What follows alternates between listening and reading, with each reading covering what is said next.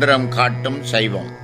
சைவ சமயத்தின் முழுமுதற் கடவுள் சிவபெருமான் என்பதையும், சிவ சம்பந்தமுடையது சைவம் என்பதையும், சைவம் சிவனுடன் சம்பந்தமாகுதல், சைவம் தனி அறிந்தே சிவம் சாருதல், சைவம் சிவன் தன்னை சாராமல் நீங்குதல், சைவம் சிவானந்தம் சாயுச்சியமே எனும் மந்திரம் சொல்கிறது. சைவ சமய நெறியாவது சிவனுடன் சேர்ந்து இருத்தல்.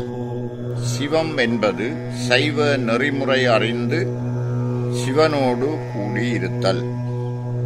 சைவம் என்பது சிவப்பரம்பொருளோடு தாம் ஒன்றி கலந்து இருக்கிறோம் என்ற உணர்வுமற்று அந்த நினைப்பையும் விட்டு ஒளிந்து இருத்தல்.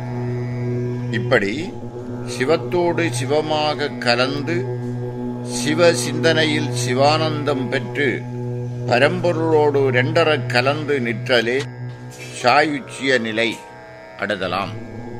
அது மட்டுமல்லாமல் பாச ஞானத்தில் அளந்தும் ஆன்மா எப்படி பசுஞானம் பெற்று பின் பதிஞானம் சித்திக்க சாயுச்சிய முத்தி பெறுகிறது எனும் சைவ சித்தாந்த செம்பொருளையும் இம்மந்திரம் திட்டத் தெளிவாக சொல்வதை காண முடியும்.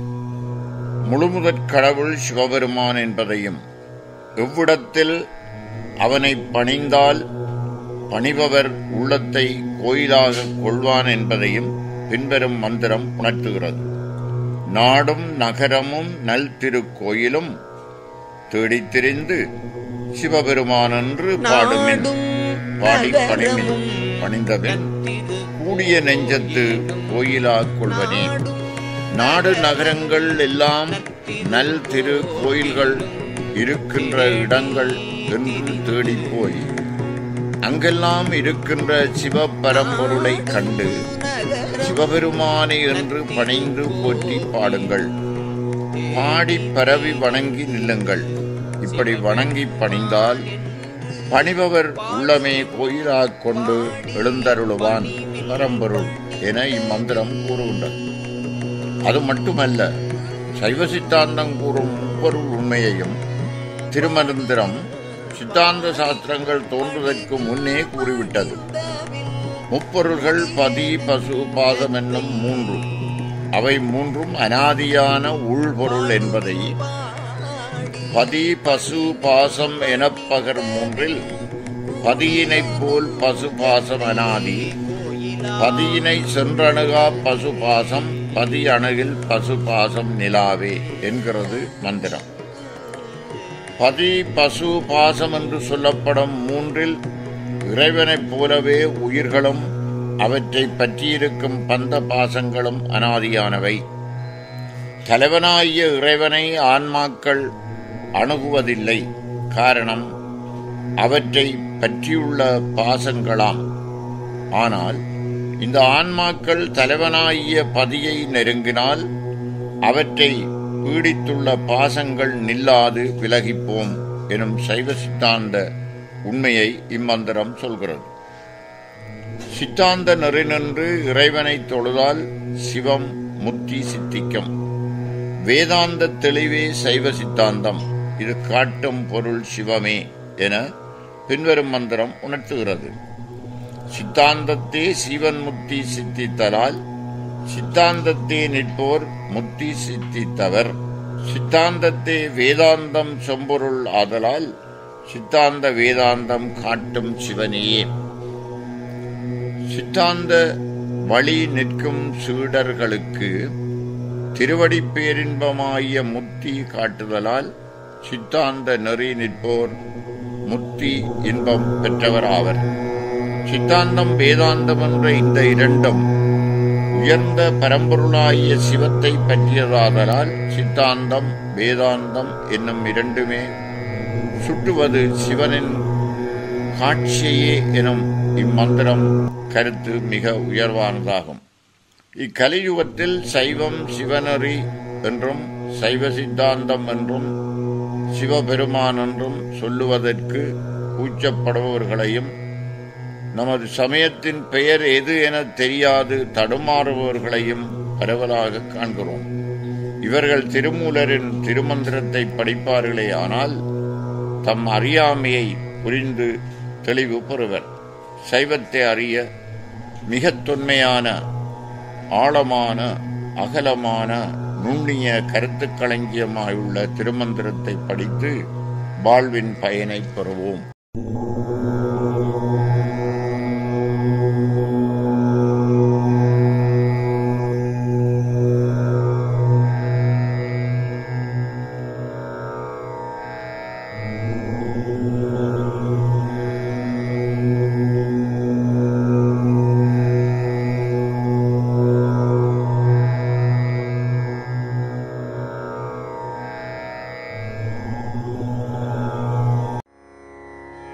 ஓம் என்னும் ஓரெழுத்துள் நின்ற ஓசை போல்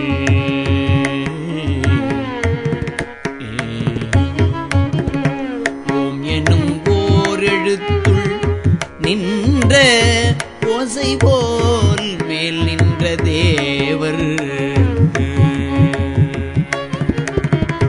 ஓம் எனும் ஓரெழுத்துள் நின்ற ஓசை போல் மேல் நின்ற தேவர் விரும்பும் விழுப்பொருள் சேய் நின்ற செஞ்சுடர்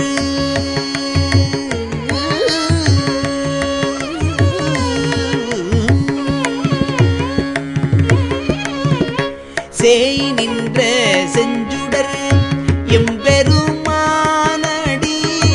சேய் நின்ற செஞ்சுடர் எம்பெருமானடி ஆய் நின்ற தேவர் அகம்படியானே சேய் நின்ற செஞ்சுடர் எம்பெருமானடி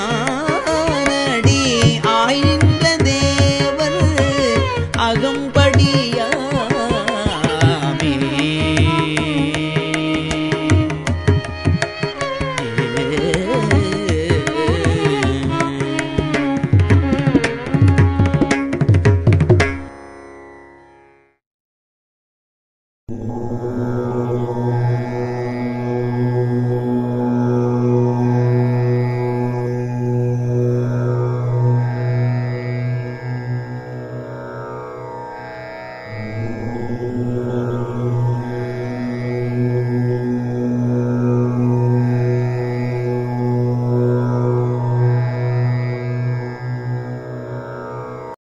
எப்பாழும் பாழாம் யாவுமாய் அன்றாகி முப்பாழும் கீழுள முப்பாழும் முன்னியே எப்பாழும் பாழாம் யாவுமாய் அன்றாகி முப்பாழும் கீழுள முப்பாழும் முன்னியே இப்பாழும் இன்னவாறு என்பதிலா இன்ப தற்பர ஞானானந்தம் தான் அதுவாகுமே